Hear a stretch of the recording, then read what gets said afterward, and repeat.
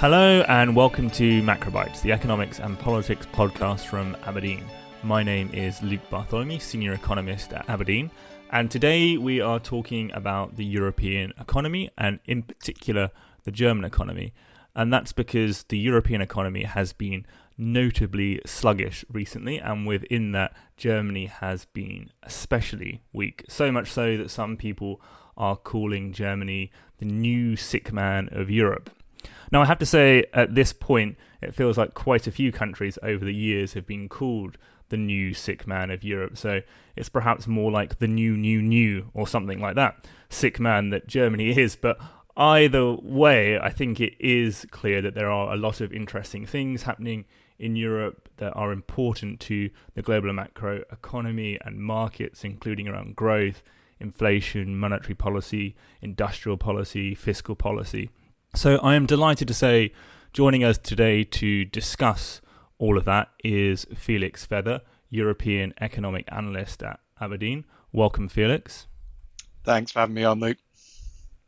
So Felix, as I said, the European economy has been very weak recently, so much so that the Eurozone only narrowly avoided a technical recession, that is 2 consecutive quarters of contraction at the back end of last year. And to put that in perspective, at the same time that Europe was stagnating, the US economy grew by over 4% annualized. So the European economy notably weaker than many other developed market economies. So perhaps, Felix, we can start off with you just telling us why European growth has been so weak recently. So I guess you could start the discussion with the Russian invasion of Ukraine and the subsequent shock to energy prices, which triggered a very large hiking cycle from the ECB. So back at the beginning of 2022, you had negative interest rates. That was the ECB deposit rate was sat at negative 0.5%. Now they've gone all the way up to 4%. That's tightened financial conditions quite a lot and obviously weighed on growth, which is what you should expect. Unlike in some other DMs, especially the US, where that's been paired with quite a strong supply side response. Response to the hiking cycle has been perhaps a bit more conventional in Europe, in that you've had a very slow period of growth, not just last year, but you'll recall at the end of 2022 and going into 2023, we're at a very similar juncture with the economy just avoiding recession. And I suppose another big headwind that could be facing the European economy right now has been the big increase in shipping rates related to issues in the Middle East and the Red Sea. And in particular, the Rotterdam to Shanghai route has been particularly badly hit. And that is, of course, key for European trade. So much like the big increase in energy prices related to the invasion of Ukraine, this represents a large negative supply shock to the European economy. So whilst the US has been benefiting from positive supply environment over the last year, Europe perhaps continuing to be hit by these negative supply shocks that push growth down and inflation up at the same time. Indeed, I think our modelling suggests that if we see shipping rates sustained at these kind of levels, we could be adding something like 0.7 percentage points to inflation. I mean, it's worth saying that that's not nothing, but it is pretty small in the context of the big run-up in inflation, shipping rates that occurred during the pandemic. So I don't think we're talking about that kind of shock, but still, it is another thing that could be weighing on European growth, and in particular, trade routes out of Europe, which perhaps turns us quite nicely to Germany, which is very much an export-driven economy, or at least has been in the past. And as I say, its economic growth within the Eurozone has been especially weak recently. So what are the cyclical and structural headwinds that Germany is facing to its growth model? So the primary cyclical driver is the same one that's been affecting the Eurozone as a whole. You've had a very big monetary tightening. That's what's going to weigh on growth. And particularly in Germany, where you've got a very large industrial sector, which is interest rate sensitive, that weighs on production quite strongly. The structural drivers might be more interesting here, and they're definitely most strongly felt in the industrial part of the economy. The first I'd say is climate transition, and another is increased geopolitical competitiveness. And if we want to get into the weeds of this a bit, we can understand what's going on here by looking into the auto industry a bit, where you've seen exports in particular really struggle over the last 5 years or so. This is partly related to the fact that a lot of big competitors for Germany have been implementing industrial policy, which has made the export markets more competitive. China has put a lot of subsidies into the production of electric vehicles. You had the Inflation Reduction Act a couple of years ago in the US, which has similarly prioritized domestic production there. And this means that in a key industry, Germany is squeezed out in a way that it hasn't previously been, and exports slowing quite a lot.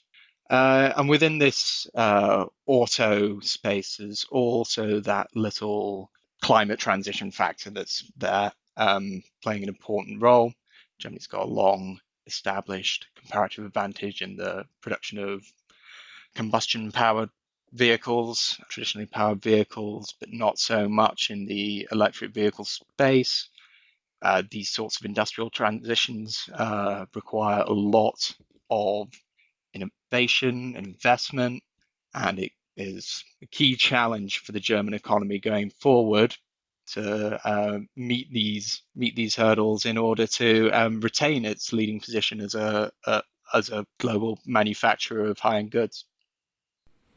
And I suppose one contrast that brings out quite nicely how important the economic composition of Germany is in terms of why it's facing this kind of weakness is to compare it with the likes of Spain or Portugal in the EU, which, unlike Germany, are much more services and tourism driven, and they've been some of the bright spots of growth within the Eurozone. So it is very much a reflection of the kind of economic structure that Germany has, and the difficulty of being in that energy intensive industrial production exporting space at the moment, and as you say, in particular with a long-standing comparative advantage in internal combustion engine production, which is a difficult place to be as China, the US adopt their industrial policy in a way to move into producing more electric vehicles, the regulatory and consumption environment becoming less friendly as well. But another factor that might well weigh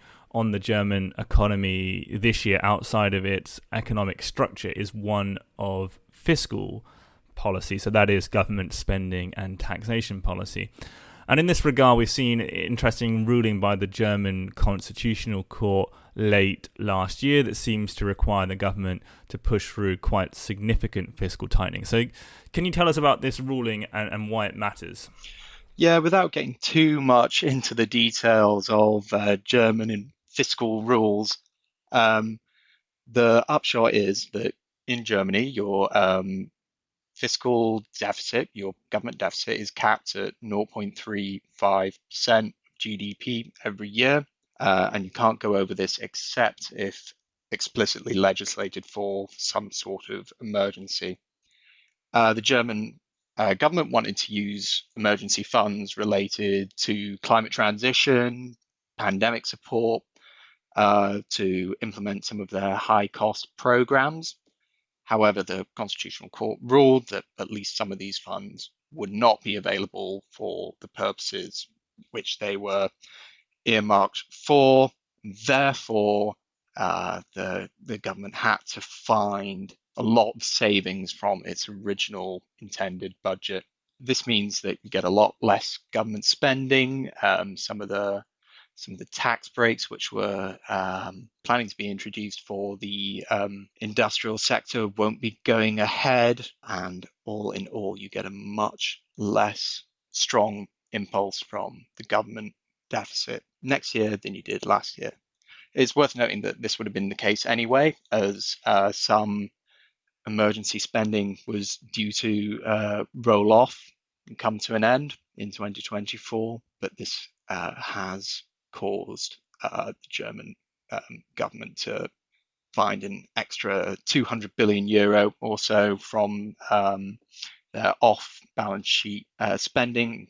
This, for information, could be a hit to GDP of about 0.3, 0.4%. It's not always entirely clear when these cuts are going to land.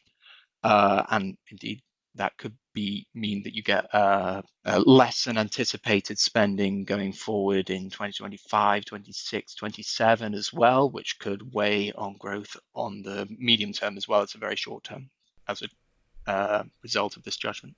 Yeah, and it's worth saying that 0.3, zero point 0.4 percentage points may not sound especially large, but when growth is basically zero or at best only modestly positive, that kind of hit is the kind of thing that could tip you into a recession very easily. As potential growth gets lower, these kind of hits as a percentage of total growth obviously become much bigger.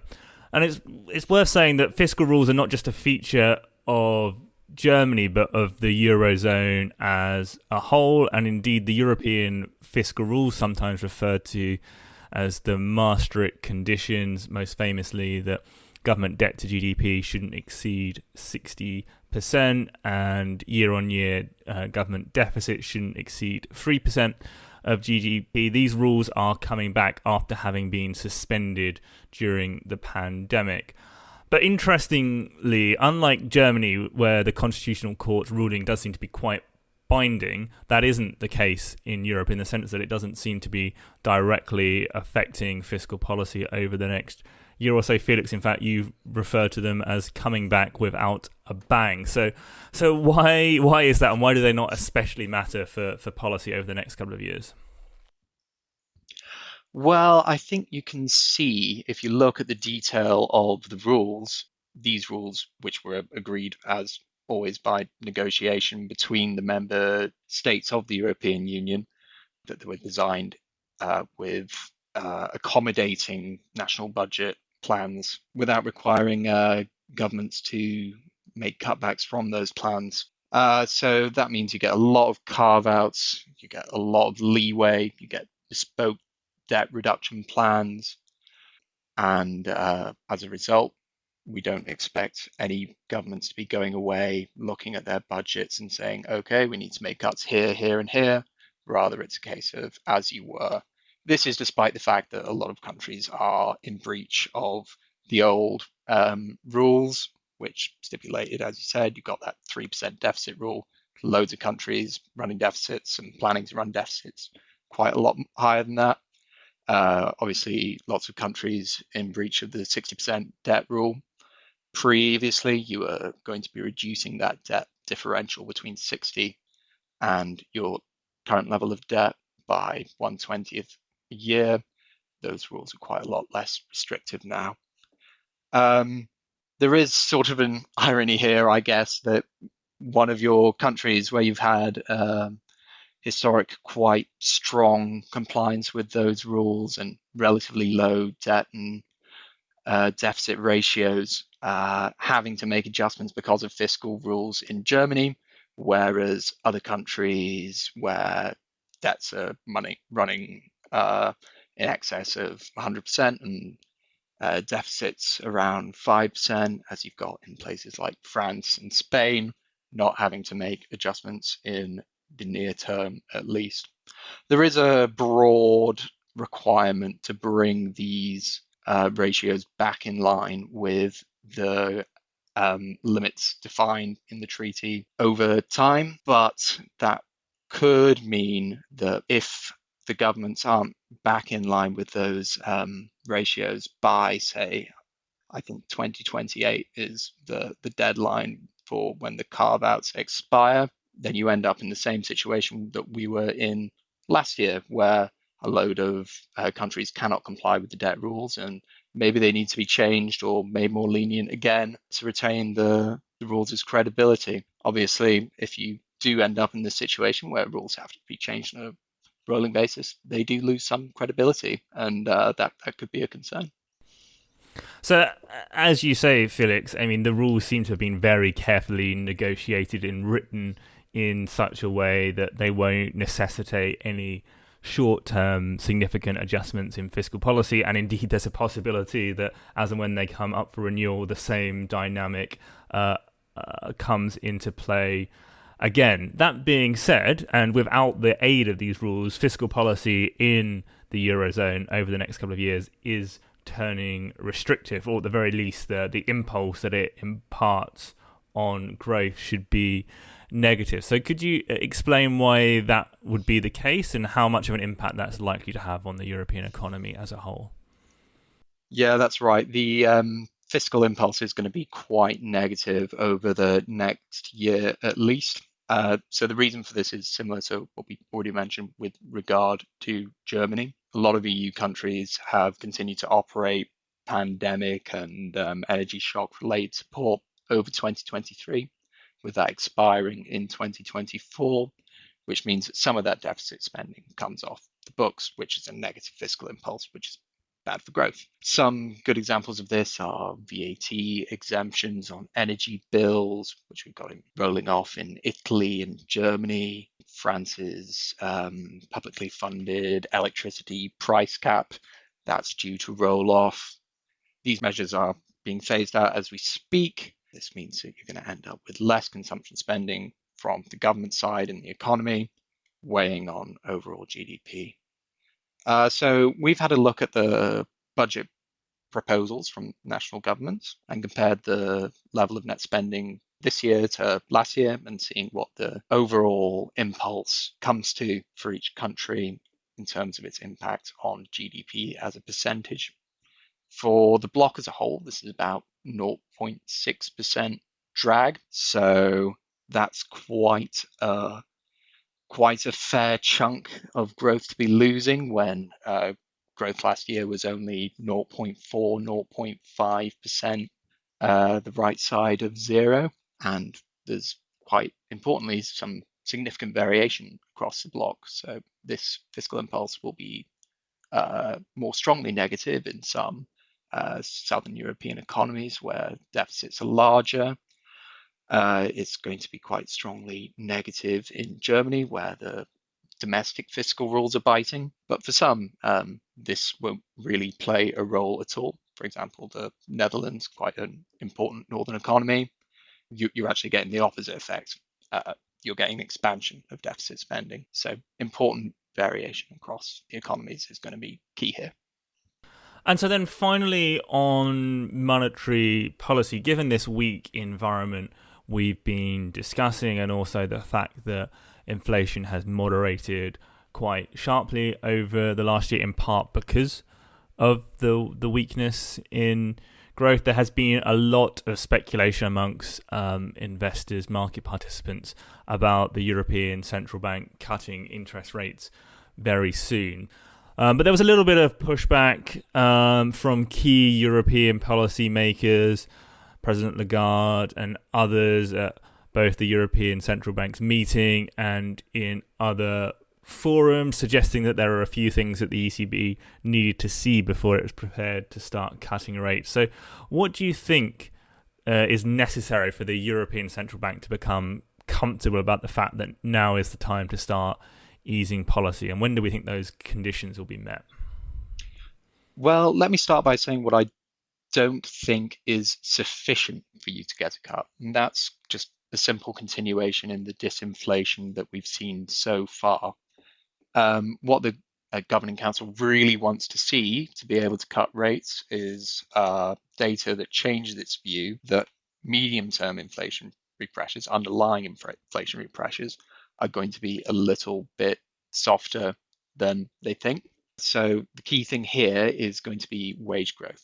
The ECB thinks the current ongoing wage negotiations, which you get a lot of in Q1 in the Eurozone, that they're going to come out pretty strong. And this would be a concern because they're concerned about second round effects on consumer prices from strong wage growth. Whether or not you agree that this is the correct way to be thinking about things, it means that you shouldn't expect cuts to come immediately unless you do see a strong slowdown in wage growth. A key problem here is that wage data is actually very backward looking. It's published only quarterly, and so we won't know, for example, what the official measures of Q1 wage growth in the Eurozone were by the time the ECB meets in April. So what you need to do here, and what the ECB have confirmed that they are doing, is keep an eye on some high frequency, timely labour market data, which gives us an idea of where wage growth might be right now. For example, you've got the Indeed posted wage growth. That's Indeed, the job market site, publishing that on a monthly basis, from which we can take an idea of where wage growth is sitting by the time the April meeting comes about. If these more timely measures do show a slowdown in wage growth, I think it's quite likely that there would be a strong argument in favour of a cut at that meeting. Certainly, there's some doves on the board who I think would be pushing for that quite hard. Certainly, Q2 at some point a cut looks quite likely given the strength of disinflation and the weakness in the economy. Right now, market pricing suggests that you've got about a 60% chance of a cut in April, which looks to me pretty sensible. Either way, when rate cuts do start, we expect a relatively deep cutting cycle because of the strength of disinflation as past monetary tightening continues to weigh on prices. Yeah, and perhaps it's worth saying that whilst the strength of the wage growth might be staying the hand of the ECB at the moment, it is something that could provide some upside impetus for the European economy. Perhaps that is what ultimately drags Europe out of this very weak environment that we've been in the last 18 months or so, and that we've been discussing today. So as the year progresses, perhaps you get stronger wage growth, interest rates coming down, and that's ultimately what sees the European economy turning round. But I think that is all we have time for this week. So as ever, please do forgive me if I ask you once again to like and subscribe on your preferred podcast provider. And then all that remains is for me to thank Felix for joining us today. Thank you. And to thank you all for listening. So thanks very much, and speak again soon.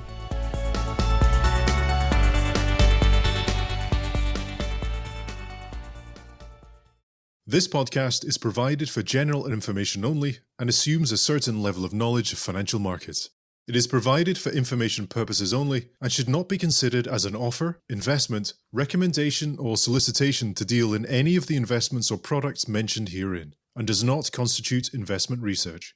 The views in this podcast are those of the contributors at the time of publication and do not necessarily reflect those of Aberdeen. The value of investments and the income from them can go down as well as up, and investors may get back less than the amount invested. Past performance is not a guide to future returns, return projections, or estimates, and provide no guarantee of future results.